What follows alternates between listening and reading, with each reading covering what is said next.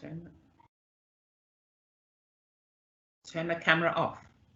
Good evening and welcome to the online Northfield Ward Forum. It's the second one of these that we've done.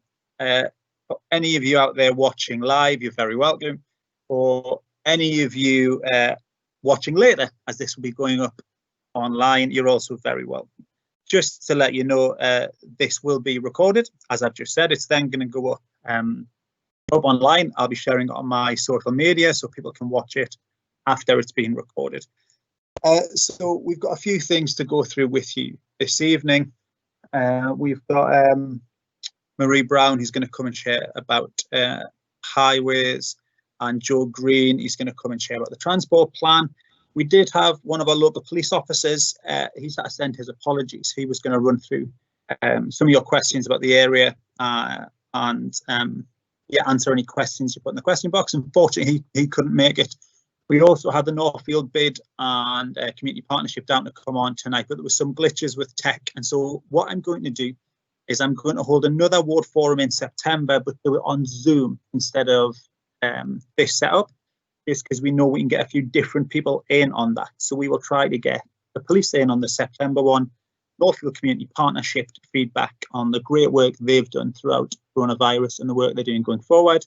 And we're going to get the Northfield bid in, who've done some fantastic work, which Joe Green might also touch on as well, but throughout the virus and what they're going to do going forward as well. If there's anything you would like spoken about at these online ward forums, as we're going to try a few more in the coming months, do email me and let me know, or you could put it in the Q&A box on screen, and I'll do my best to get people in to talk about those things in the coming months. So I'm just going to get my notebook, blast through what I've been up to, and then I'm going to invite Marie in after I've done that to feedback on highways. So as I said at the last meeting, as your councillor over coronavirus, I based myself at the local food bank. I supported the Northfield Community Partnership throughout the crisis. It was really interesting to work alongside them, see their fantastic work. I continue to support them. And if you're struggling in any way as a local resident, they're not just supporting with food parcels, they've got a whole load of advice. So do get in touch with the Northfield Community Partnership if you have any issues around food or any concerns about your job as economic things get a bit tighter. You can of course email me at my councillor email, and I can pass your requests and questions on to them, or I can try and resolve it myself. Also, I want to do a big shout out to the Northfield bid. If you don't know who they are, they help support and manage all the work on the Northfield High Street. They're doing a really brilliant job throughout this crisis to get our small local great businesses back on track, back supported, getting the getting the high street safe for you guys to come out and use your local businesses and to support staff. If you have any issues, if you are a shop owner in the area who's struggling, please get in touch and I'll link you up with them and we'll do our best to resolve those issues. We want to make sure it's safe and pleasurable for you to get out and support local businesses. A couple of key things to run through. The North Worcestershire Golf Course and Blur Homes saga continues. We continue as residents, and myself both as a resident and as your councillor, we feel we're still not included in any real consultation, any kind of discussion with the organisation, despite them saying that we will be included in decision. There's another decision going to planning this Thursday, which is to move one of the entrance points. Myself and residents have raised issue with this, not just because we believe that it's problematic shifting the entrance about and has a negative impact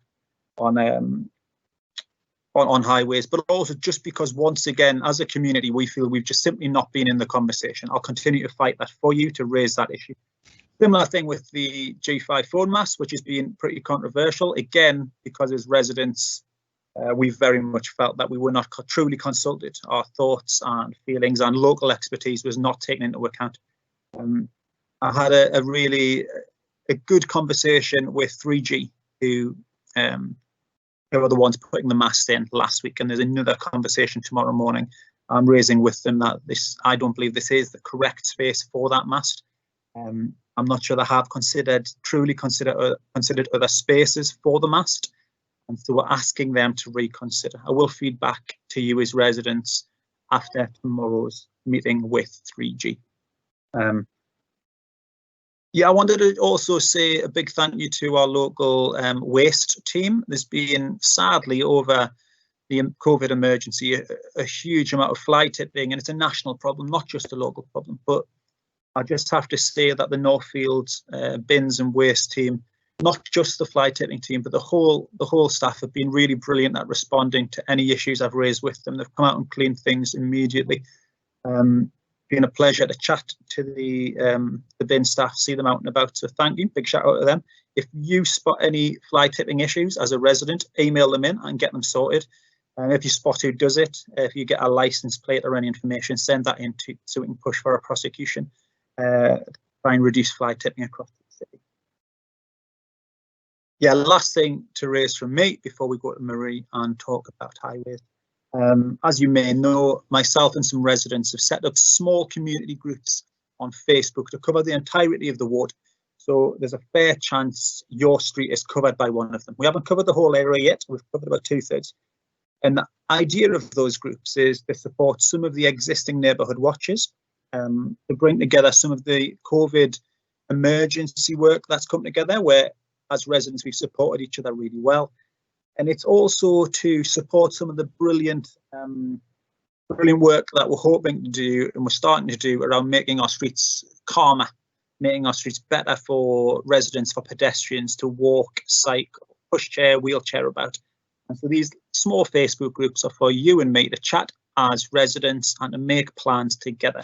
If you would like to join any of these residents groups, shoot me an email or put it in the Q&A in here. And we'll get you linked into your local community. Right, that's my update. I'm going to invite Marie on up onto the screen, and she's going to run you through what she's been up to, and I'm going to put a few questions to her about highways. So you should pop on the screen in a minute. Okay. There you are. Live. Thank you very much, Councillor. Good evening to everybody. Marie Brown, Principal Engineer, Highways. I'm here to give an update on 3 major schemes. I'll start off with Quarry Lane. That's a scheme we have just finished consulting on. It's an informal consultation, so we are open to change. I have had a lot of support for the scheme as well as objections. And the main objections are the residents are making reference to South Road. They're not in agreement with the no park Friday between 8 AM and 6 PM. Residents are concerned there were nowhere for them to park and their guests and family members. A couple of you, I didn't respond on the one item, i.e. why can't we have the same restrictions that's currently in place in South Road? That is simply because I wanted to have a little meeting with Councillor Armstrong first. But I'm sure Councillor's in agreement that we are open to change, but we'll have to reconsult, which isn't a problem. If the residents are not happy, we'll change the proposals to suit the majority, but we'll have to reconsult. That's where we are at the minute with Quarry Lane. As I said, it's only an informal consultation. We'd like to just get the views and the opinions from the residents. After all, you live in the road, I don't. And it's a proposal which we had sat down and thought was the best proposal for the area, for the road, but obviously it isn't. And so myself and Councillor are in agreement, we would just reconsult. I'm happy to take any questions. I have replied to a number of emails. I know there's a couple of them I didn't respond to on the subject of reference to South Road.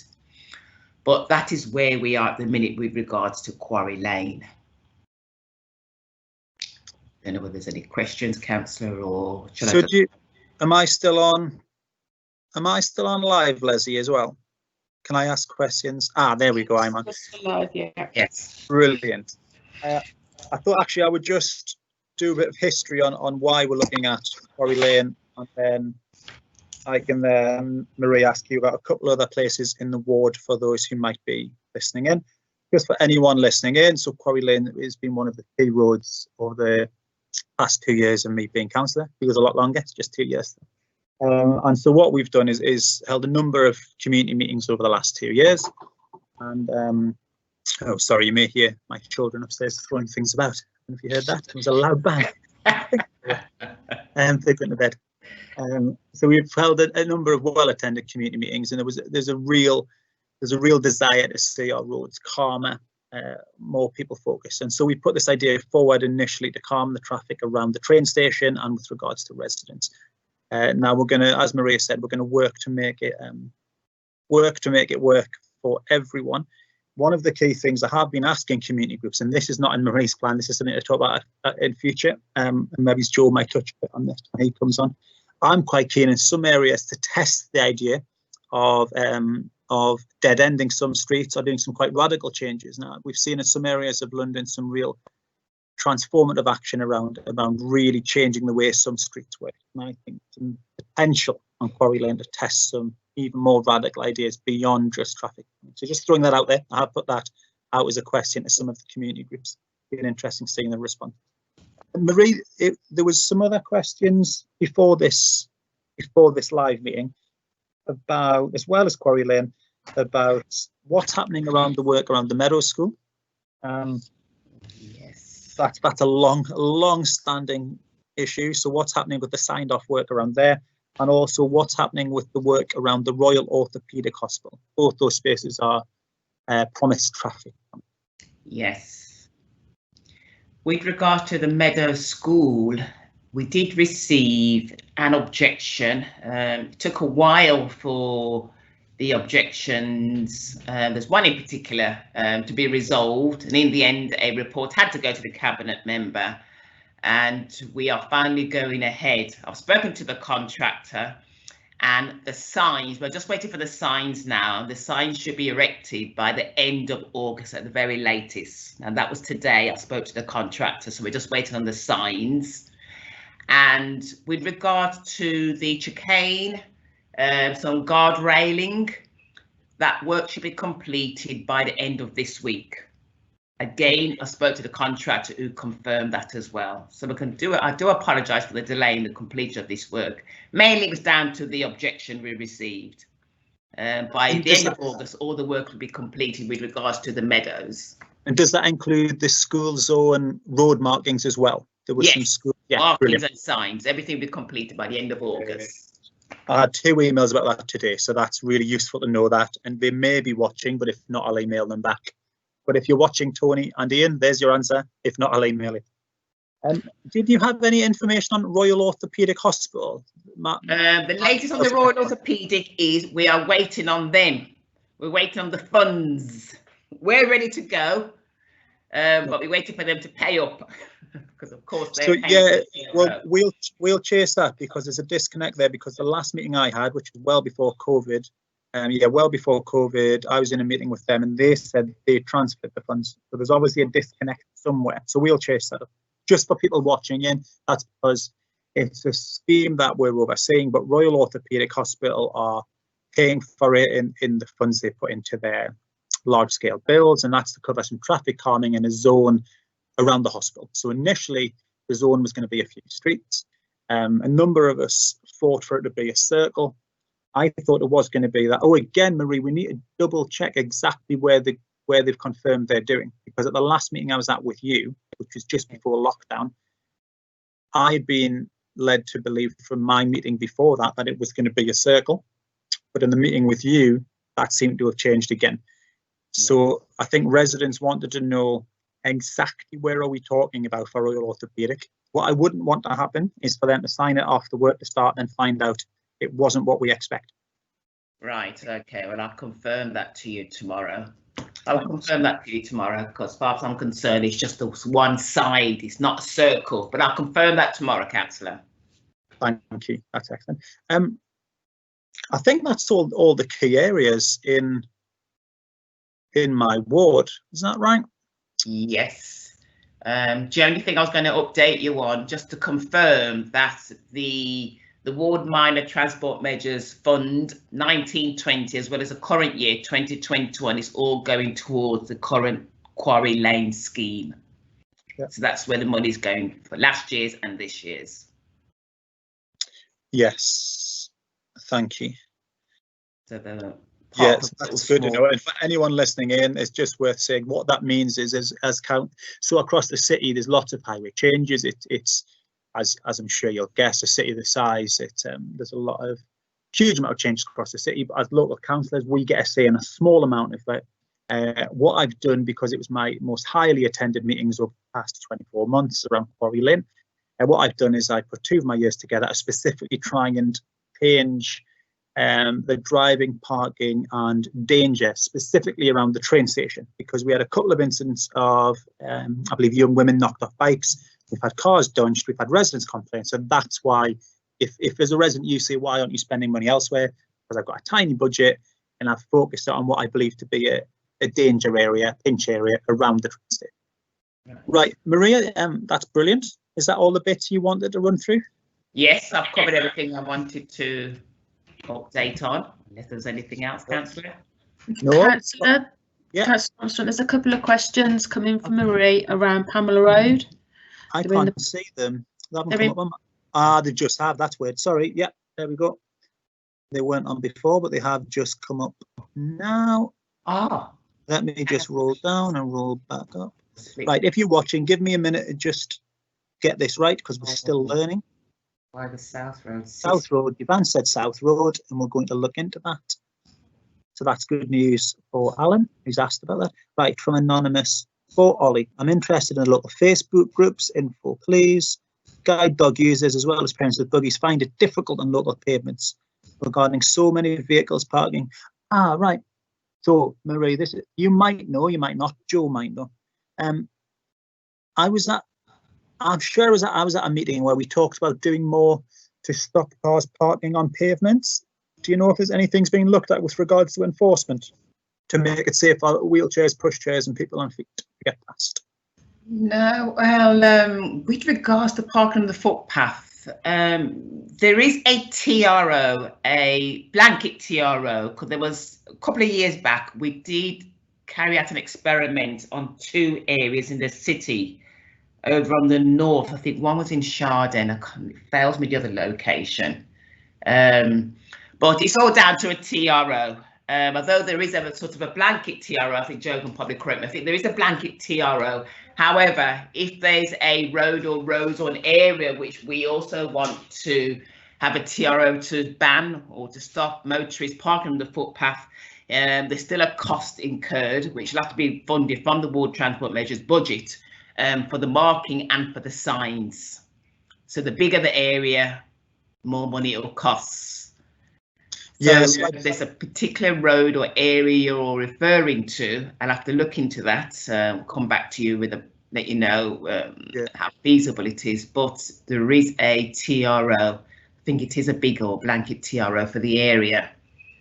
So so the meeting I was in, I believe Councillor Majid Mahmood, he pointed out that he believes actually the blanket TRO means it should be enforceable citywide with no extra cost. Now, as you say, Joe, when he comes on, might know about this, but we can go and look into that. There was a bit of to and fro on this in the transport and sustainability scrutiny. I don't believe I heard back. So for whoever that is who's asked the question, says Anonymous, we look into that. Just to say, I agree.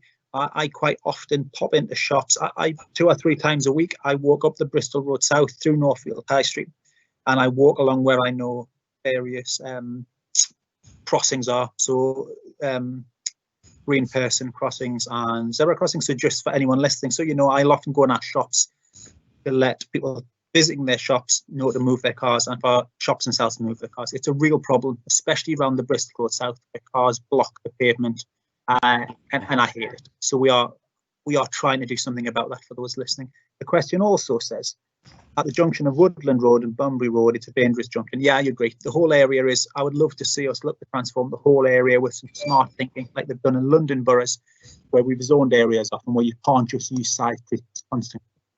But that's the plan for the future. Right, Marie, let me just get some more. Will the consultation on Quarry Lane still include the proposed double yellow lines around the junction of Pamela Road? That's for Julie. I'm just going to say what I think on that, and then you can, Marie. Now, initially, I'd asked for double yellows on the junction specifically. There wasn't even any extra markings up Quarry Lane, and that was because I don't want people parking on junctions, because that's how we'd had a couple of people knocked off their pedal bikes outside the train station, and how it makes it hard for children, people of any ages, the children going to school, getting to the train station. Marie, if we change to the South Road system, the double yellows should still stay on all the junctions, right? Yes. There you go. Julie, that's your answer. Yes. Like you say, motorists, I mean, it tells you that in the highway code, you shouldn't be parking on the junction, and we don't normally double yellow the junctions, but we normally do include it if we are doing a TRO, which comes in with the junctions. We just like to just double yellow it. So to answer your question, yes, it will be included. And that's where I've had the most complaints as councillor. Those junctions all the way up Quarry, and it's people going to the train station, parking, and then people can't cross safely. So I'm keen to remedy that. Yes. Julie's also asked, are there proposals to make Pamela Road a 20-mile-an-hour road? We suffer from high-speed traffic. Julie, my perspective is I would love to see that. A terrible road for traffic and across at any point for residents and people cutting through.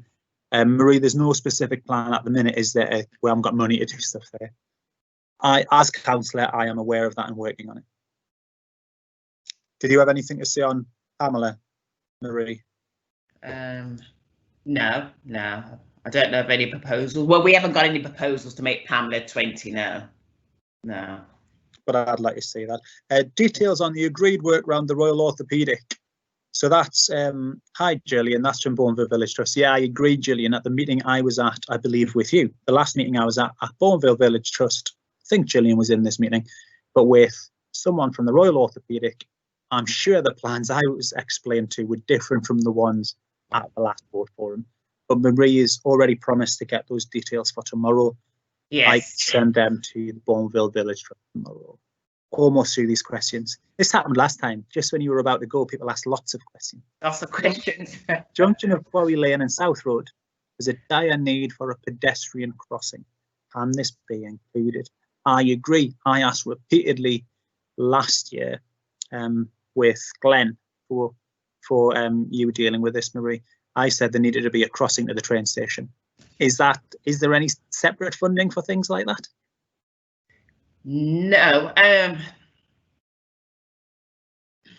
For a crossing, I mean, there's a lot of consultation analysis got to be undertaken to look into investigate the possibility of a crossing, and cannot be funded out of your award money. We normally go to head office, transportation policy, see whether they've got any funding, but they'll only look at it. I mean, a lot of the residents don't agree with it, but the criteria is going to be at least 9 personal injury accidents, collisions involving pedestrians for them to have a look at it. And even then, after they've looked at it, we might have 9 or more collisions, but if the funding's not there, the funding's not there. But that's the first call of action. We're looking to how many collisions there've been. We look at the sites, the location, the visibility, the location. So, I mean, I'm not aware of the proposal or a request for a crossing by the train station, you said? Yeah. Yes. I'm just waiting till I never know whether I'm live until the live button's on me. It's still not on me. Don't know if it has to be changed over. I'm going to guess everyone here. There, it's fun. Yeah, so Maria, I've actually, again, I find this interesting. I put this to Glenn a number of times. I'm getting it's never passed on to people. I guess the analogy I've always used when it comes to crossings, and I know it doesn't work this way, but I always think it's like if you build a highway and then you say, we've not got enough money, so we won't put the top layer of tarmac on, everyone would say, well, that's ridiculous, right? You've got to finish the road. And I always think, well, if mentally we think there has to be safe crossings, so zebra crossings and then green person buttons, if that was the standard, we wouldn't say, haven't got the money, the road wouldn't be finished. I'm not saying that's what you're saying. I just think as a council and as a country, when we pay for infrastructure, we should do it safely, right? Final point on that, I'm really keen in future to have crossings at the train station and a number of other points in the ward where it's really dangerous just cross to see your friends or to go to a park or a shop. So that's something I will be fighting for. Last question on this I will answer, which is on Royal Orthopaedic. Once the funding's been found, will there be a timetable to put things in place? Yes, Marie, you'll have a timetable for us, won't you? Once Well, we're ready to go. We've done the informal consultation and everybody's in agreement, supporting the proposal. So we're just waiting now for the funds from the hospital. Once we get the funds, things will move. It'll be the formal consultation, but it's all down to the funds. We're ready. Okay. Oh dear, something's gone wrong now. Something's gone wrong in my Did you freeze? You're back. Well, that's fine. That's because I think we're done. I think that's brilliant. You've answered all the questions. Full points. Sorry, Councillor Armstrong, it's Kay. There's one more about the timescale for the Quarry Lane works to be completed. Oh yeah, one more's just come through. Last one. Hello, Alan. Marie, timetable. So this is going to be pushed back if we need to look at the South Road option. Yes, because now we're back to the drawing board. The residents don't want the current proposals. They want us to consult or change the proposals to be similar to what's in operational, what's current, the current TRO in South Road. We're going to have to, please send me an invite for the meeting in the, sorry, just one moment. Kay, can you, or Leslie, can you invite, because Sajid joined in, he just sent me a message, you'd like to join in on the meeting. Hello, Sajid? Oh, you'd like to join? Can Sajid join in? Can someone put one of our highways people in? Marie, what will the timetable look like if we go back to the drawing board? And also, I can talk to Alan about this off after this meeting. Marie, sorry to interrupt. What's Sajid's surname? Khan, Khan. Khan. Timetable, Councillor, we'll have to draw up new proposals and do another letter drop. So we're talking about another letter drop rule. The earliest that could be done within 7 days, I would have thought, another letter drop. And then we normally like to leave the proposals with the residents for at least 10 days. We like to leave them with 2 weeks, but we can do 10 days. And provided we get no objections, then the scheme's got to be formally advertised in the press. Now we've got to wait until TRO services can advertise it, because we just passed the scheme over to them to advertise. That's their job. They will advertise the proposals in the press. Once we get a date when this proposal is going to be advertised, the advert runs for 3 weeks. Provided there's no objections, then we've got to go to the work's going to be advertised, so to speak, give the contractors the opportunity to bid for the works. That could take another 3 weeks, and then we decide then which contractor we're going to award the works to, and then we offer the works to the contractor, and then the works will start on site. So answer to your question, August starts this week. We go to consultation, let's say in 2 weeks' time. End of August, we should know whether we're going to go ahead with the scheme, pass the scheme over to TRO services, let's say the first week in September. Advert's got to run for 3 weeks. Then it's got to go to the contractors for another 3 weeks. So the earliest October, end of October, early November. Okay. So let's have a conversation tomorrow, Marie, about how we progress. Okay. We'll have a conversation tomorrow how we progress on that. Alan, thank you for those questions. I will feed back to well, Alan's heard that, but I'll feed back to his community group, which are on Facebook. And there's some other things I'd like to talk about in that whole package and some potential future changes anyway. So I'll go talk to them as a community group. Yep. Thank you very much, Marie. That's been excellent. Okay, then, Councillor. Thank you very much indeed. Thank you. Thank you. Have a lovely evening. Thank you. Bye-bye. Bye-bye. Right, we're going to invite Joe Green on. And just remember again, if you have any questions, put them in the question box. Even if you have questions that aren't for Joe and aren't about this topic, if you put them in now, if you want to, don't forget, I will scroll through at the end of the meeting and check I've answered everything. So please put any questions in now. Right, Joe. Hello, thank you, Councillor Armstrong, and good evening, everyone. I'm going to give a brief presentation on Birmingham transport plans, and then happy to take questions. I am going to try and be brave and share the presentation. The last time I tried this, it failed, and I just had to talk to camera for about 15-20 minutes. But I'm going to put my faith in the technology and hope that it works tonight. So bear with me, and hopefully you'll be able to see what I can see on my screen. Otherwise, as I say, you're just going to be staring at me talking through it for quite a while. So yeah, wanted to give a bit of a presentation on the emergency Birmingham transport plan that we published on the 14th of May, and quite a lot of things that have happened since.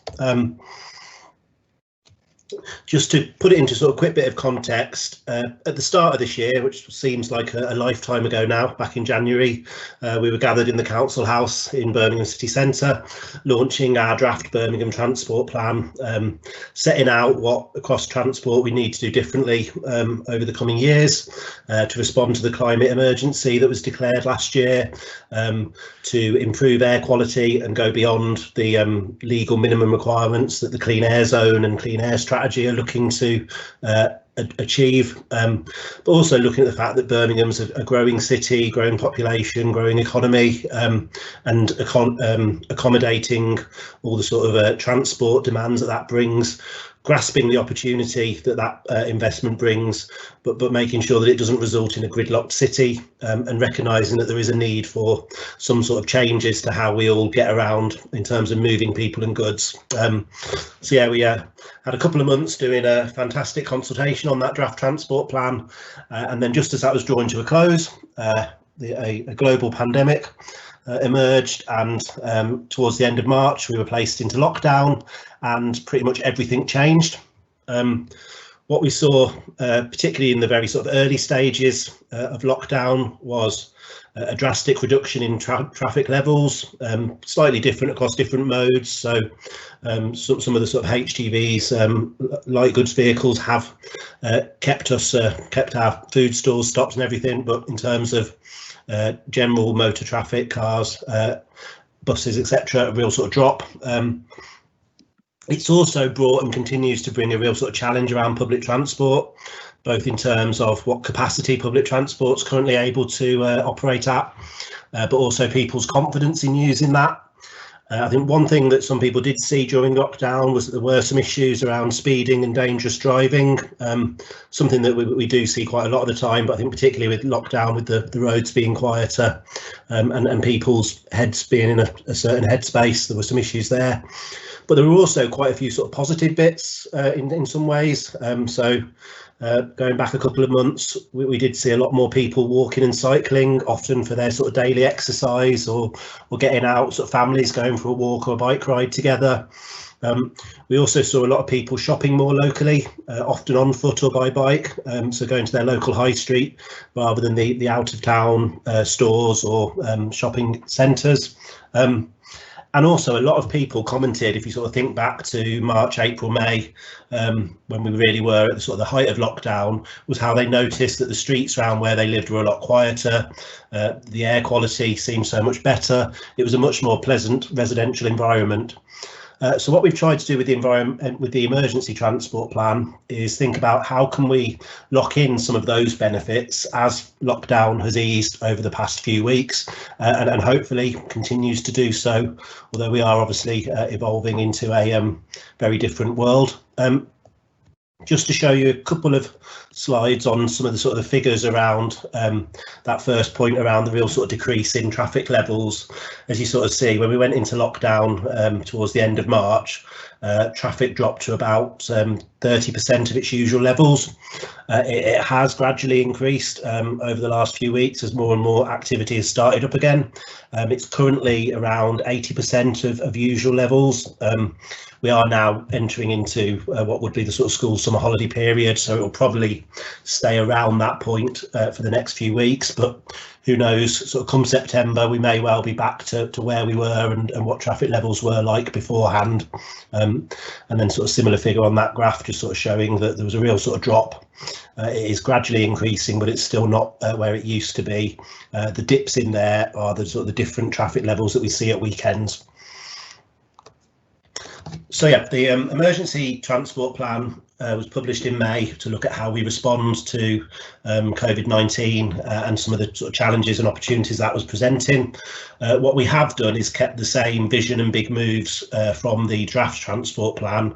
So this is about how do we secure a transport system for a sustainable, green, inclusive, go anywhere network, and also a low carbon, clean air recovery. I think this is about sort of supporting stronger communities and, as I say, going back to some of those benefits people noticed and commented on, but also recognising that there will be challenges around public transport capacity in the short term, and one of the ways that we can offset that a bit is encouraging more walking and cycling for local trips, and also some reduced travel overall, with some people continuing to work from home for quite a while. The transport plan was based on the same 4 big moves, so I'll just go very quickly through those 4 big moves. Firstly, something that we need to do is reallocate road space. We only have a finite amount of road or transport space available, and if we want more space for walking, for cycling, for public transport, it does need to come from somewhere. So that means looking at our strategic network and the dual carriageways, and looking at whether there's a need for cycle bus lanes on those, looking at where there might be opportunities for footway widening to increase space for people moving around and maintaining social distance. Looking at a lot of the major transport schemes that we are bringing forward currently, and how we can enhance some of the walking, cycling and public transport elements within those schemes. Alongside that, also looking at how we can use some sort of parking measures, particularly around, again, reallocating some of the space that's used for on-street parking. If we have very narrow pavements next to on-street parking, that is space that can be moved over to people. Obviously, we need to sort of look at it location by location, because some places there's more of the need for the parking. So this is a very much horses for courses approach. But there are places where that potentially can be repurposed, where we can look at using parklets to support spill out business activity, particularly around hospitality sector, so where bars or restaurants might be able to use outdoor seating areas to increase their capacity at the moment, and also look at how we can provide alternative uses of that space. The other 2 big moves are more sort of around the geography of the city. So firstly, we're looking at transforming the city centre, and this was something that was right at the heart of the draft transport plan, looking at a city centre traffic cells initiative to really manage traffic into, round and through the city centre, looking at ensuring that everyone can still access where they need to get to, but limiting some of the through movements. Still keeping a lot of the through traffic on the A38. I know some of the headlines are around closing the tunnels, but that's something that's sort of 10-15 years down the line if it does happen.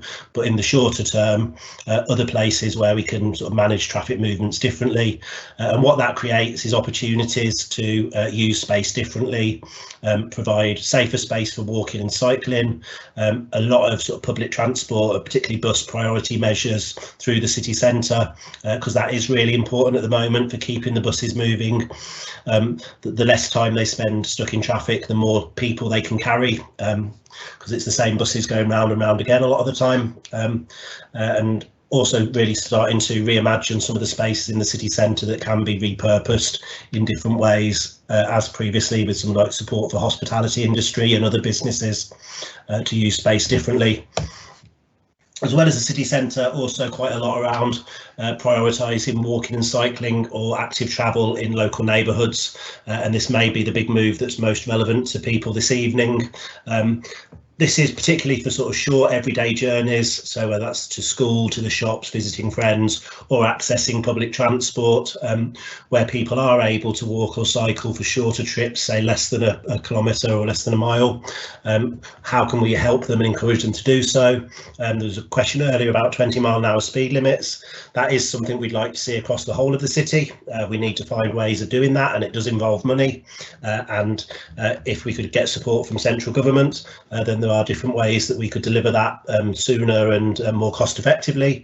We're also doing a lot of work at the moment around some low traffic neighbourhood pilots, and that's looking at how we prevent through traffic or rat running in residential areas, while still ensuring people can access their properties and everywhere they need to get to. Measures around schools, so school street measures to ensure that people who want to walk or cycle to school can do so safely. The emergency transport plan was built around the same four big moves as the draft transport plan, but adapting to changing circumstances that have really evolved over the last few months.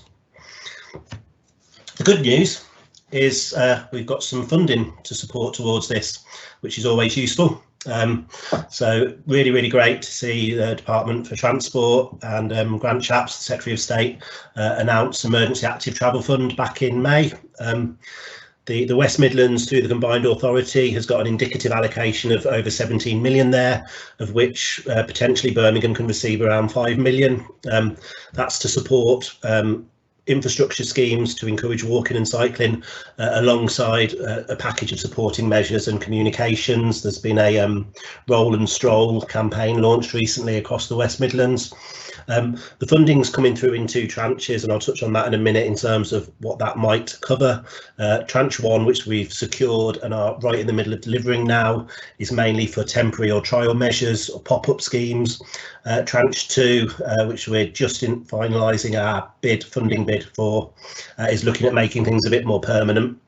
As well as this, the City Council's also received some funding through the Housing, Communities and Local Government Ministry to support reopening high streets safely.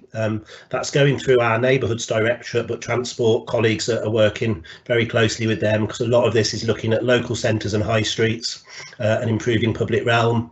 And that's looking at how we can introduce measures to provide people with safe space around pedestrian movements and social distancing. And to give you a nice local example, that has included funding for Northfield High Street and putting in some temporary measures over the past few weeks, again to support pedestrian movements and social distancing. That has involved the removal of some on-street parking on the high street, but not all of it. There's still a fair chunk remaining, as well as a lot of off-street provision. But what this does do is outside home bargains, where there's often a lot of people queuing, provide an additional space that people can walk past if they're keen to sort of keep their distance. Also at similar areas outside the indoor market. I know it's been quite well received by them. So that's how the Reopening High Streets Fund has been used.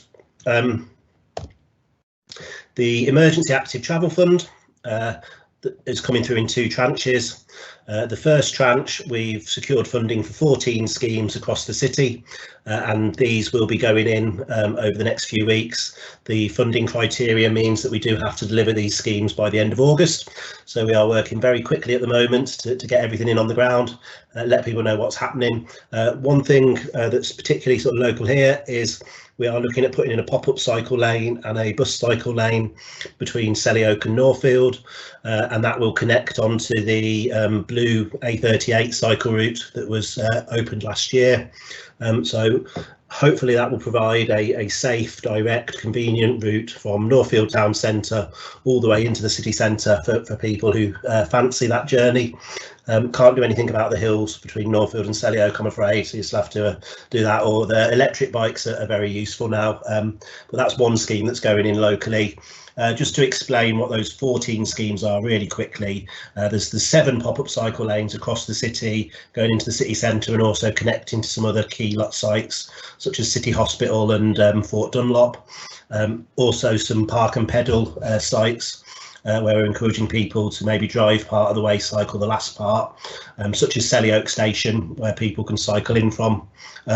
Alongside that, we're also bringing forward some of the city centre traffic cells initiative that I mentioned under that big move, the introduction of low traffic neighbourhoods. We've got 2 pilots currently being brought forward in Lozells and Kings Heath, as well as some other quick win measures. And alongside the high streets, we've also done some other local centre schemes in Sturchley and Moseley. As I mentioned before, these are generally temporary measures, but they do have the potential to become permanent. And that's where the tranche 2 of funding really comes in. So the deadline for this funding application is the 7th of August. We're working with the Combined Authority and other councils across the West Midlands on what's included as part of that. In Birmingham, we've grouped our proposals around 4 themes. Firstly, looking at some of the schemes that we're putting in through the first phase, so some of those schemes, how we can make those a bit more permanent, particularly looking at crossings, junctions, traffic signals, so that those schemes can stay in for a bit longer. We are also looking at some more walking and cycling schemes, so new pop-up cycle lanes, some other local centre measures as part of tranche 2, although only to a sort of small extent, because we really want to try and get as much that's a bit more permanent in. As well as those 2 things, we are looking to continue to accelerate the city centre traffic sales initiative, starting to explore how the A38, the tunnels through the city centre, can continue to serve that through traffic movement, but less sort of coming on and off, because that's often what causes a lot of congestion in the city centre, and that will free up space, repurposing space for a lot of the businesses and others around there. And then finally, a large part of our tranche 2 bid will be around more places for people, rolling out low traffic neighbourhoods to other parts of the city, and also some further quick win measures. And this is where there is potential for Northfield. Northfield has been identified as one of 8 potential locations for this places for people low traffic neighbourhood. So fingers crossed that we're successful in securing some funding. We can then come back in a few weeks' time and have another conversation about how we can potentially use that as part of this emergency transport plan vision and objectives. Please do get in touch if you have any questions. I'm happy to take some questions now, but also you can email us at connected@birmingham.gov.uk. We do also have a Commonplace website, which I have not put the link on there, but that's something that we are promoting through our Birmingham Connected social media channels, and I'll make sure Councillor Armstrong has the link for that, so it can be circulated along with this presentation, so that people can see what's happening across the city. So I hope there's been some useful information in there around how we are trying to sort of lock in some of the benefits around transport over the past few weeks, and produce the transport city that's fit for the recovery we want to see. Thank you. Thank you very much. Oh, there, I'm back on. Oh, I've got a delay. I don't know if there's a delay for you watching. I apologise if there is. Hopefully it will sort itself out. So Joe, thank you. I'm really excited by all that work. I'm excited about the potential for Northfield to be part of tranche 2. Could you let us know? Obviously, nothing's guaranteed. There's a lot of thinking that has to go into this yet. Can you let us know what we need to do as a community, those of us who are excited about this, what we need to do to maybe to get involved and to make it clear that we are excited about that? And just for those watching at home, live or later, we have set a community group up around green transport and green connectivity for Northfields. You're welcome to join. It's a Facebook group. Let me know if you want in on that. So Joe, how do residents and community groups get involved with this and push for us to be part of tranche 2? So I think one thing that people are able to do is sort of put forward ideas and suggestions for places where they feel there's potential to deliver some improvements. The Commonplace site that I mentioned includes an active travel map. And that means people can go on there, drop a pin and say there's an issue at this location, it would be good to see something done here, whether that's parking restrictions or whether it's a need for a cycle lane, things like that. So through the Commonplace site is definitely one way of doing that. I think with yourself, with your friends and neighbours, looking at your sort of local streets, identifying where the issues are, but also thinking about what could be done to make a difference. So with places for people, we are particularly looking at ways of sort of restricting or limiting through traffic. That can involve road or point closures, or using something called modal filters, where you can still get through on foot or bike, but not necessarily by car. or it could involve making some streets one way, having some no entries, having some no left or right turns. So if there are particular places you feel the street that you live on, there's a real issue with through traffic or rat running, then looking at how we might be able to tackle that. I think the challenge sometimes is if you're going to do something to stop people driving through, it's going to often stop everyone driving through. What it will do is you'll still have access to various properties, but it might be a slightly different route sometimes. But yeah, there's lots of opportunities there. But I think the commonplace site, and I can probably potentially get that up on screen, is the best place to make some of those comments, as well as via Councillor Armstrong, who I'm sure will always be happy to hear about any thoughts people have got for improvements that can be made in the area. So yeah, hopefully, I don't know if I'm hoping that people can see on screen at the moment. This is our Birmingham City Council commonplace site that we've set up for the Birmingham Emergency Transport Plan. As I say, I'll send the link round because people probably won't remember this, but covidmeasuresbirmingham.commonplace.is. And this is where I say we want to hear your views. You can have your say on this site. You can suggest a change to improve walking and cycling. And what you can do there is you can go onto our active travel map, which is for the whole of Birmingham.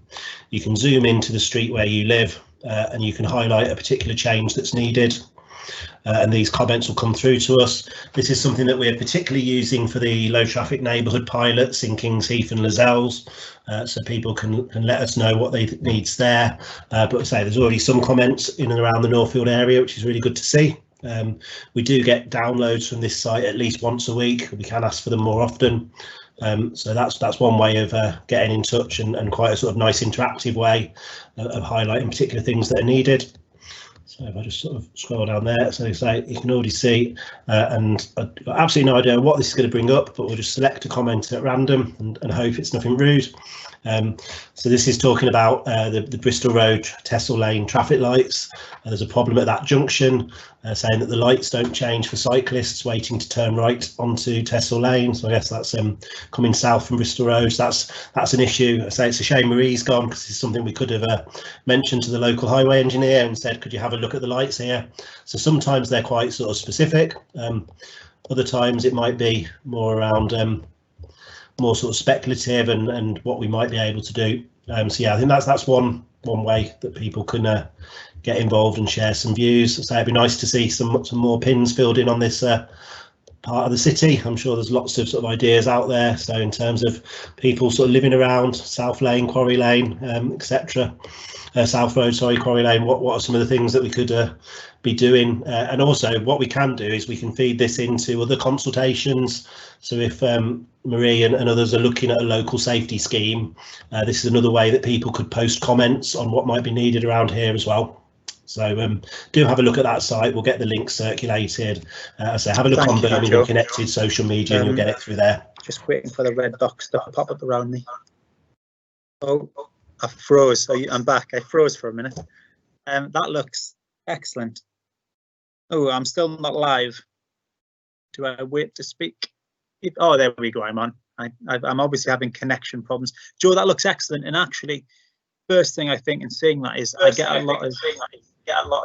lot of emails about things that people could put on there. So what I'll start doing is when I get questions about those areas that fit with your remit, I'll make sure they, as well as looking to respond, I'll ask them to fill them in on there as well, so they can add to that map.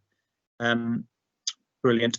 Joe, I've got a series of questions around St. Lawrence. So if it's all right, I'll just, from one person, I'm going to run through them and then let you take them, and they possibly can all be answered in one go. But I'll just run through them. So has there been any progress to address the restricting of large vehicles coming down St. Lawrence? One way of restricting, this is all the question, one way of restricting them would be restricting access. Are there plans to limit the rat run down St. Lawrence? These ideas might suit this road, the ideas you just talked about. Then, yeah. She's also, the person asking these questions sees the idea of trialling shutting one end of St. Lawrence positively just for those watching, I have asked this question in a number of areas. Joe can expand on this potentially, but I've asked a few areas of Northfield, what would you think if we shut the end of one of your roads, maybe with some flower planters like we've done in other areas as a temporary trial? St. Lawrence is one of the areas we've asked this. Some people really don't like it, some really love it. Person asking these questions is positive about. So Joe, what can we do about St. Lawrence as a ratron? So St Lawrence's Road would be a good example of somewhere where through places for people we could look to trial a road or point closure. So either closing the road at one end or the other, or even sort of part way through. So you could do it where it sort of turns off into is it St Joseph's or whichever close it is, I'm not sure. That's definitely something that's viable. We are doing that in some other parts of the city. We're doing it on a temporary trial basis, often using things like road signs and planters, so pretty cheap. It's done using an experimental traffic order, so the maximum it can stay in place is 18 months, but generally we're looking to do this for 3 to 6 months. And what that does is it sort of does operate as a bit of a live trial. So often people are concerned about, well, if this is in place, it might stop the through traffic, but how will I still get to where I need to go? How will my bins still get collected? Will emergency services be able to get to us if they need to on an emergency situation? We can give all sorts of answers to those questions, but sometimes sort of seeing it for real and seeing whether it works and making sure that it does before anything is made more permanent is a good way of doing that. I think it is important that there's a lot of engagement with residents to look at how that's done and to understand where the best location would be, what the needs and access requirements are, and then look at how a trial might work. There are different ways it can be done as well, so it doesn't have to include a physical barrier. We can put up a sign that means no through traffic. I'll let individuals sort of judge for themselves how successful they feel sticking road signs up, asking or telling people what to do is, but it doesn't necessarily have to involve a physical closure. So we put bus gates in at some places, so only buses are allowed through there, sometimes with cameras, sometimes without. You can probably guess which one's more effective. But yeah, St Lawrence is a really good example of where something like places for people could be trialled. And that's a sort of chance to see, actually, if you take out that through traffic, what sort of difference does that make to the local area? How could that space be made used differently? So obviously there's a real nice link there between Victoria Common and sort of getting out sort of towards Bourneville and different routes through there. So without lots of traffic coming up and down that road, that could be a nicer connection. So yeah, it's a good example of the sort of location where we are trying to address some of these issues, but it's really working with local residents to work out what is the best and right approach. Thank you, Joe. So I hope that answers those questions, and I've just got a couple off the back of that. So just to say to those watching, Joe and some other officers actually took me as your councillor to visit a London borough last year to see where some of these ideas were in place, and Joe and Mel from Joe's department and others have spoken very highly of some work that they'd like us to learn from. So there's 3 questions that I get asked, Joe, or concerns that are raised around this kind of work when I talk about it. And you clearly answered these, and they answered these on the trip I was on, but I'll put them to you. So the 3 things people say specifically are: 1, will it push traffic? Will it not just push all of the traffic onto another street? 2, how will it impact my own journey home? 3, how does it impact emergency services? So yeah, 1, does it push traffic elsewhere? 2, my own journey home. 3, emergency transport. Okay, I'll do this quick fire round. Question 1, displacement. I think with low traffic neighbourhoods, what we really try and take is an area wide approach, because if you take an area and just close one road, then it often will sort of move across to the neighbouring parallel street. But low traffic neighbourhoods do sort of look at an area wide approach, look at what are the main roads that traffic should be on, so the Bristol Road, etc. We're certainly not suggesting closing off the Bristol Road, because that's where we would want through traffic to be, but the streets that are bordered by those sorts of roads, make sure that there is no sort of through route there, so that's how we try and avoid displacement. Also in London and other places where this has been done, the areas have actually seen a reduction in traffic on those main roads, sometimes by sort of 10 to 15%, either because people start walking or cycling for local trips, so they're not using those roads for their local journeys, also because people start to find alternate routes that are more suitable or more appropriate. So that's sort of that. The question around emergency services is important and comes up a lot. Talking to the emergency services, the main thing that stops them responding quickly or fast enough as they want to is congestion, and delivering something like a low traffic neighbourhood looks to reduce traffic and therefore reduce congestion. So if we're reducing congestion, that's beneficial to the emergency services.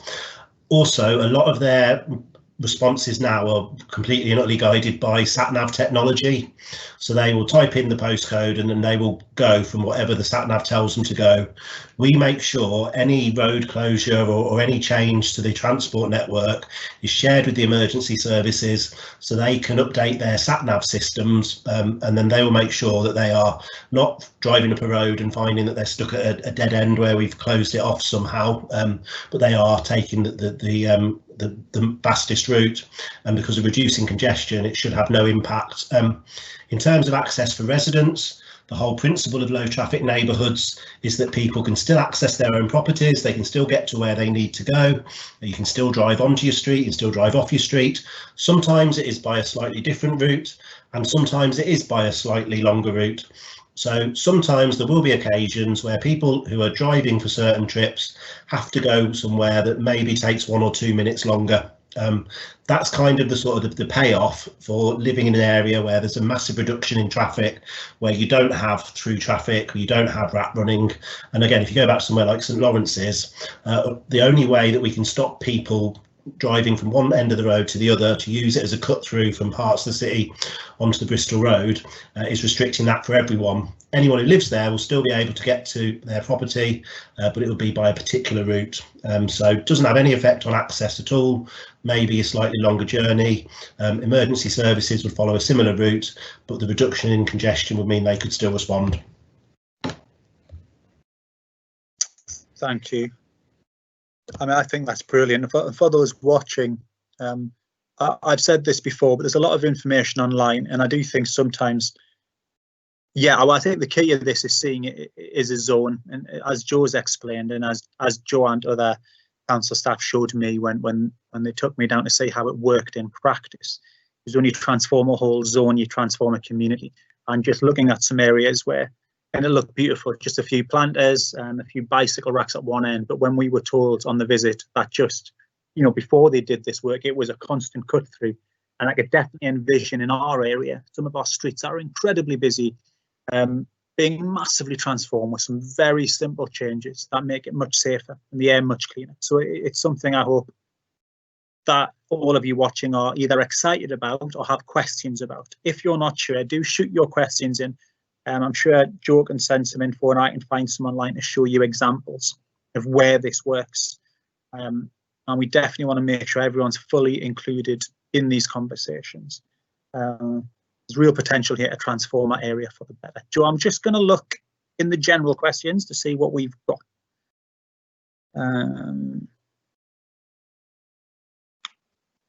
Hello, Roger. There's Roger King with a... Who decides where the low traffic neighbourhoods will be? What is the criteria for selection? Good question. That's for you, Joe. Okay, come off mute, helps.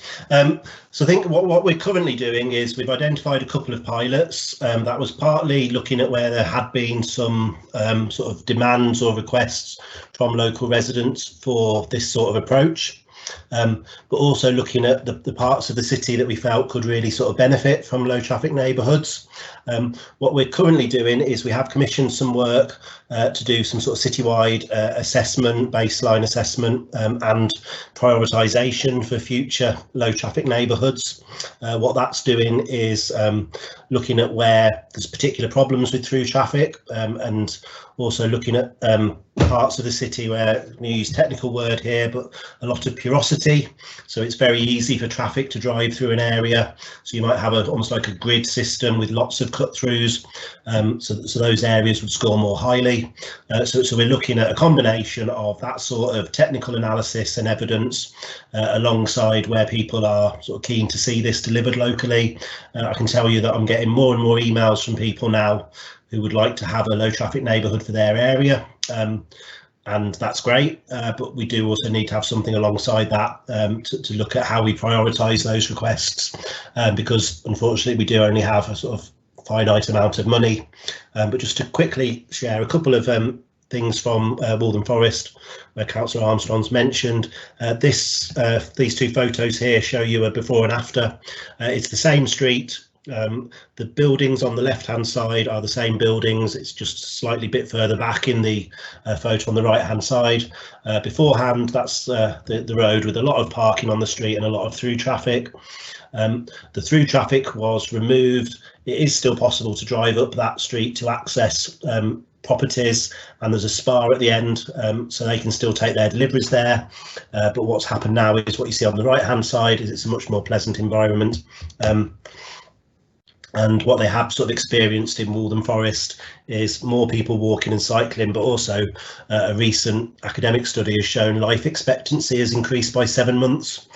So this isn't just about sort of wanting to let a few people cycle a bit more. This is about improving quality of life and life expectancy. It also has a positive impact on the local economy, through the reduction in vehicles and real sort of benefits to the community. So what we are sort of looking to do with Places for People is reclaiming local streets for walking and cycling, but also for other things like having areas where you feel able to let children play out, having areas where you can socialise with your neighbours. Again, going back to lockdown, I think everyone remembers the Thursday evening clapping for the NHS, but also coming out onto your street and having the conversations socially distanced over the garden fence or whatever, having sort of environments where that can happen. So this is the type of thing that we're looking to achieve across Birmingham. I think when we start talking about benefits like this, everyone's going to want to see it. So it is important that we have a system for assessing and prioritising those requests and making sure there's a good sort of evidence base behind it as well. But also I know Councillor Armstrong will say we've got to make sure that Northfield's in there and we get some of these benefits in Northfield. So that's the challenge I have at the moment, is managing everyone's demands and expectations. Thank you, Joe. Oh, am I on? There we go, I'm on. Thank you, Joe. Yeah, and I think for me, one of the exciting things about this is it's a system change that answers a lot of the questions I've been asked in my first 2 years as your local councillor. So my request, as it ever is if you're not sure about any of these suggested changes, if you think maybe they're scary or maybe they might impact your route to and from work, rather than be totally against them, please ask questions. Joe and myself, within reason, will be always happy to answer those. I'm happy to keep providing this research to show how it's positive, but I do think these kind of changes would answer a huge range, probably 50–60% of the questions I get asked locally are on dangerous traffic, fast traffic, poor air quality. But yeah, so there's one more question for you, I think, Joe. I'm just going to check, asking them all at once. Before I ask the questions, I just want to thank you, Joe, for your work on Northfield High Street, and just to say for those listening, so you may have seen, as Joe's shown on his presentation, and you may have seen on social media, there was some people unsure about the changes where we blocked off some of the parking zones, but the response actually to an online survey has been very positive. And also, just to let people know, a number of people raised online, well, what do the shopkeepers think? Well, just to let you know, 1, I worked with the Northfield bid on this. 2, I went and spoke to a huge range of shops on the high street. Actually, after there was questions raised on social media on B31 Voices, I went out the day after and spoke to a number of the shops on the high street and asked them just to check. I haven't spoke to them all, but a lot of them found it incredibly positive. They're really pleased they're being thought of.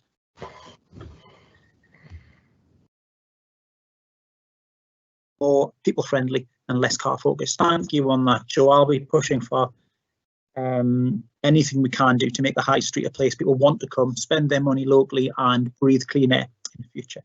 So there's a question on, do we have an update on the delayed clean air zone? Oh, you've answered. Joe's answered, but you can answer. And just before you answer, let me look through cases any more for you. Otherwise, yeah, just that. Clean air zone. Okay, so yeah, I have just typed an answer in. It's not something I'm closely involved in at the moment, but I did speak to the head of the Clean Air Zone earlier this week, and he told me that they are working on getting an announcement in sort of early August, probably by the second week of August.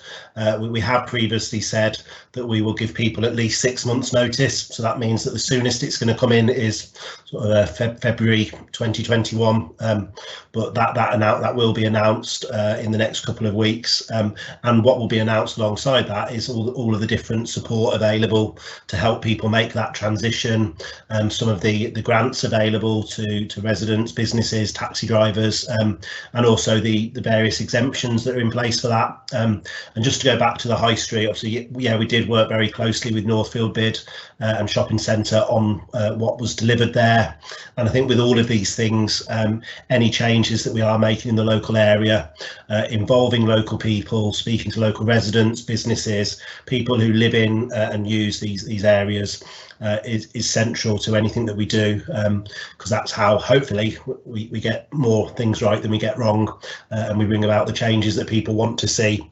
So you certainly have a sort of commitment from me and my team and my part of the council that we will work with you on what positive change can be brought about.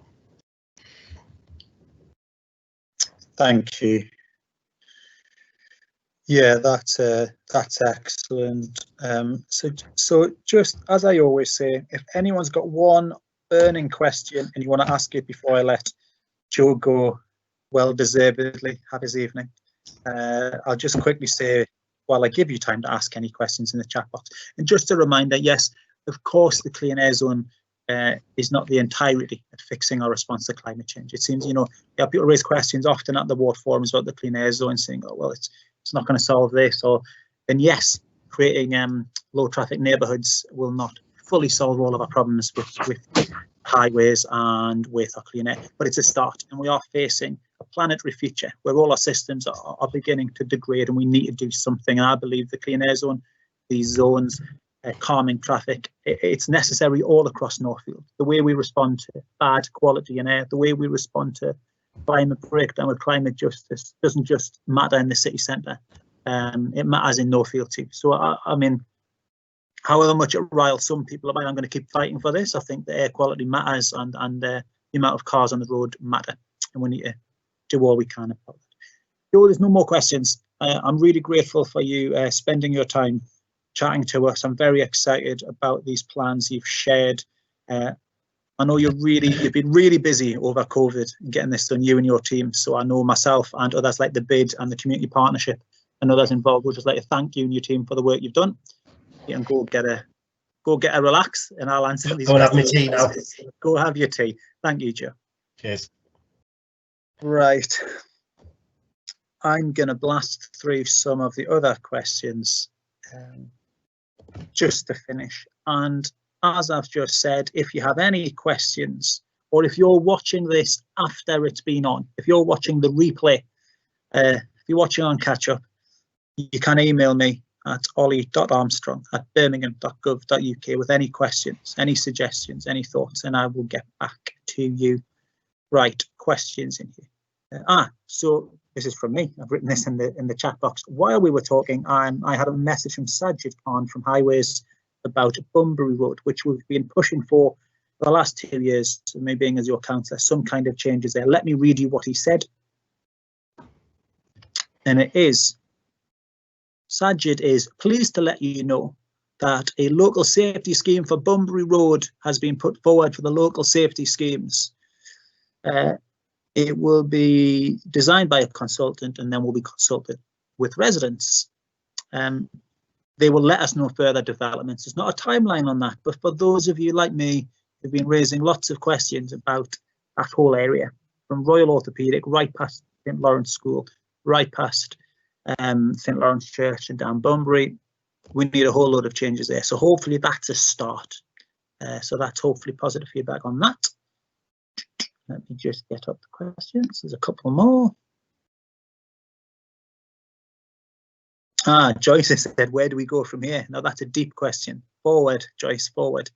Where we go from here is, to be honest, I'm going to have a little bit of time off for the summer, and then I'm going to hit the ground running. So with regards to where do we go on traffic calming and potentially trialling some ideas, I go back to from Highways and Joe, who's just spoken, and we continue conversations.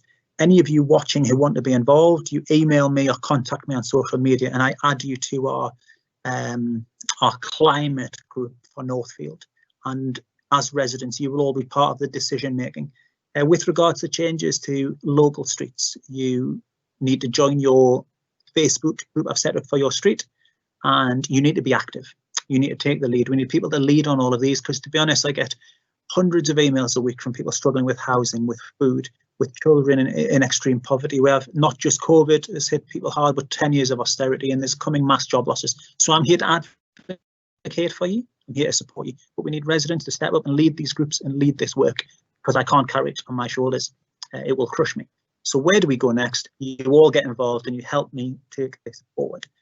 Another question, or not a statement, it would be good to see the ideas in practice. Well, Joe's just shared some images, and I'll share some more on the Facebook groups, and we'll get sharing good work. And if you've got any good work, I know Eco Brum in Birmingham and a whole other range of groups in Northfield, they've got some great examples. I'll get them to share them on my Facebook page and social media. And Janet has said she has 7,000 Heritage Trail leaflets, part of the Northfield Revealed lottery funded heritage project through St Lawrence Church. They hope to put them in the library when it reopens. I'm asking questions at the minute as to when the library reopens. If you want a leaflet from Janet, you can contact St Lawrence Church.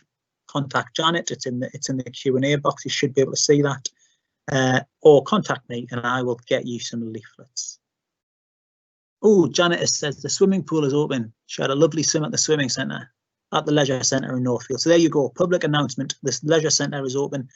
My youngest child will be very happy. I'll be back in there with him maybe next week. See you all in there. Not all at the same time. I'm guessing they're limiting it. Oh, there's Roger's question, which he asked, what's the criteria for low traffic neighbourhoods? I know Joe answered that, but just to say, to reiterate, I want us to push for that. If you as a resident are excited by that, join with me in pushing for us to have this funding and these changes for Northfield Ward. If you're not sure, if you're unsure about it, get in touch. I'll try my best to persuade you. I think, oh, Andy, hi Andy. A neighbour's told me they've been unable to book a slot to take their recycling to Lifford Lane. Andy has tried to book himself, and the only sites offered are Perrybar and Castle Bromwich. So yeah, I've had a lot of those emails the last few days. I've asked, and the truth is, there's such a high demand. Now I'm told there's potentially some positive announcements coming. I will chase that up and see. Of course, they have to work hard to make sure the staff are kept safe. We are in a international pandemic, so yes, we want to open the spaces. Yes, we want you to get your rubbish and especially your recycling in there. But yes, we need the staff to have the space and the time to be safe. So bear with us. No, it's not a perfect answer, Andy, but for now, let's just bear with it and know that we're in a pandemic. And I hope I have some better news soon. Let me scroll through the questions. You know, other than these questions, I have no idea if anyone's watching. So if you are watching, or if you're not, I might be talking to myself, which does happen a lot. Interest in local Facebook groups. I'm going to pop my councillor email in the chat so you can all see it. If you're interested in the groups, email me and I will send you the link. Now they are run by residents from the street. It's not a political thing. It's not a councillor thing.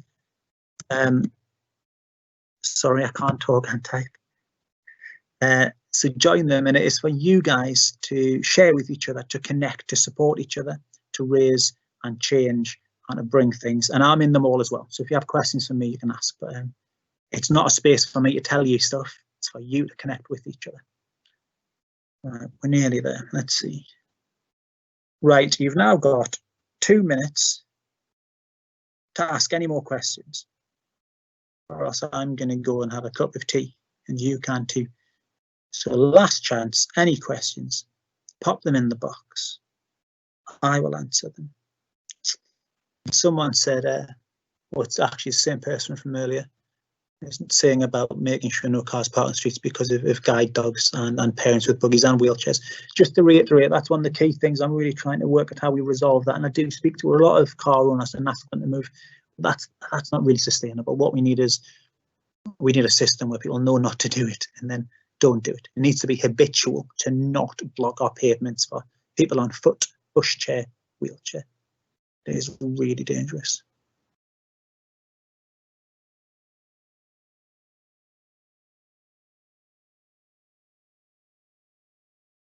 Don't worry, Ollie, you're not talking to yourself. Thanks. I mean, I don't mind if I am. Disappointing the police couldn't send another rep. To be fair, he had to give his apologies only, I think, an hour before we started, so there wouldn't have been time. That's a good point. I'll quickly feed back. There's been a number of issues around the area. There were some concerns around the high street with regards to drug dealing and some other antisocial situations. So we both got the police involved, and I raised it in some other areas, because I personally believe we don't just resolve problems like that with force. We have to look at the root problem too. So we're looking into those with the police responding around the High Street area and down the Bristol Road South. There was some, anyone watching will know, there was some issues raised around the bottom of Boddenham Road and along Bristol Road South over the last few weeks. Brilliantly, the new community police person, I don't know his rank, the new police person was brilliant, came and met with me a few days ago. We had a walk round. He's been in and spoke to some businesses, got some info, reassured them. He spoke to some residents. And we have now got an increase in some patrols around that area, because there was some pretty rough stuff happening over the last few weeks, which we want resolved. And just to say, as I've just said, I'm keen to make sure that our community response is deeper than just asking for a police response. I believe a lot of these issues are often rooted in poverty and a lack of support, especially for young people or people with mental health problems. So I am pushing for a whole range of support wherever we have any crisis across Northfield. Right, that's all the questions. It's been lovely chatting to you. As I say, 1, let me know if you want to join one of the Facebook groups. 2, when you do join them, take charge. Come in, run stuff yourselves as residents. If there's ideas you want to see happen, run with it and I'll support you. 3, I'm going to do a Zoom call meeting in September, and then we can see each other's faces, and it'll be a little bit of a different format. And it means some of the people who have struggled to get on this, specifically the BID and Northfield Community Partnership, who I'm really keen for them to feedback and for you to ask them questions. We'll get them on. Eco Brum are going to send someone on to talk, hopefully in September. We'll get the police on as well. If there's anyone else you want us to get on to talk on here, or if you're in a local neighbourhood association and you want to share news from your neighbourhood association, you're welcome to come on. Yeah, we'll do that in September. Otherwise, yeah, keep checking in on each other. I feel like we've kind of relaxed the lockdown rules, but the truth is we still have a pandemic. We still have people hit by a decade of austerity. We still have mass job losses coming. Support each other properly. Let me know where I can help. Never be scared to ask if you do need help. Lean on each other. I think we've seen over the last 6 months in tragedy that we can rely on each other, and people matter more than everything else. Yeah, I'll speak to you again soon. Have a good evening.